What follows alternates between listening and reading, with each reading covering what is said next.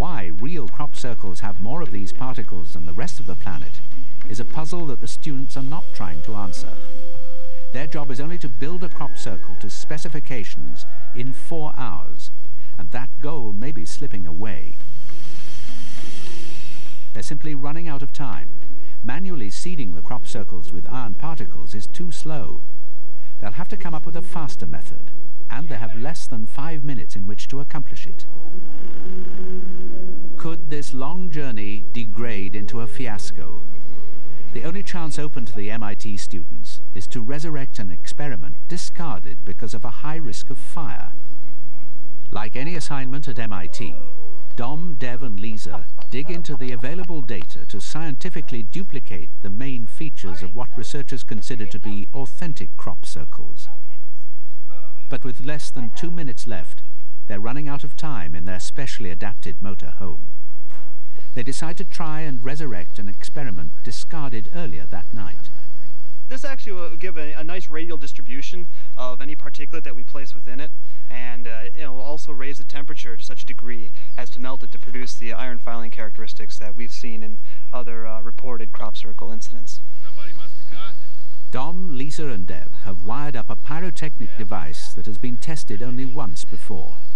If it works, iron particles will be distributed in a linear pattern over the circumference of the crop circle. If it doesn't work, then weeks of preparation will be lost. The countdown starts barely ahead of the master clock. If it misfires, there's no time to fix it.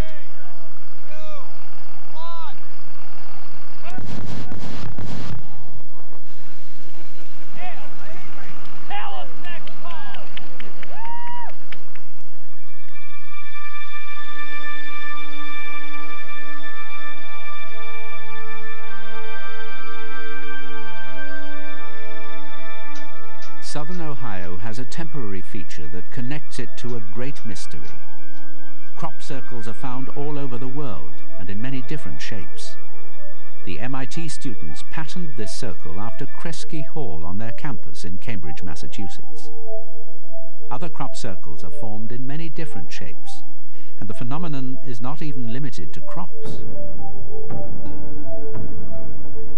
The activity around the MIT students' crop circle has subsided. Inside the Winnebago, it's a time for sleep. Weeks of preparation are over. Dev stretches out on the bed. Lisa snoozes with her ever-present book. And Dom, unable to stop working on the project, has collapsed on top of their crop circle plans. Meanwhile, at a nearby helipad, postgraduate students Mark and Zoz begin their analysis from the air.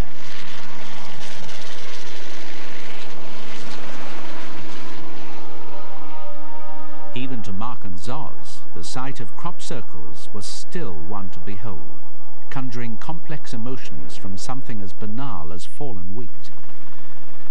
As the helicopter circled around for another pass, the unthinkable happened. Power was lost. The pilot auto-rotated, and just as suddenly the power returned. Was this a coincidence or something more ominous? Other aerial surveys of crop circles have complained of strange events occurring in the air above the formations.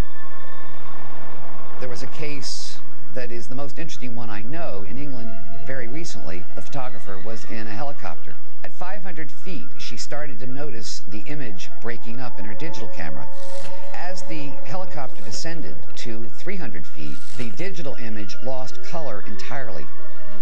As the plane went back up to 500 feet, the image came back in full color. I have no idea how to explain that. The aerial survey complete, they returned to the landing pad for debriefing. We made an initial approach and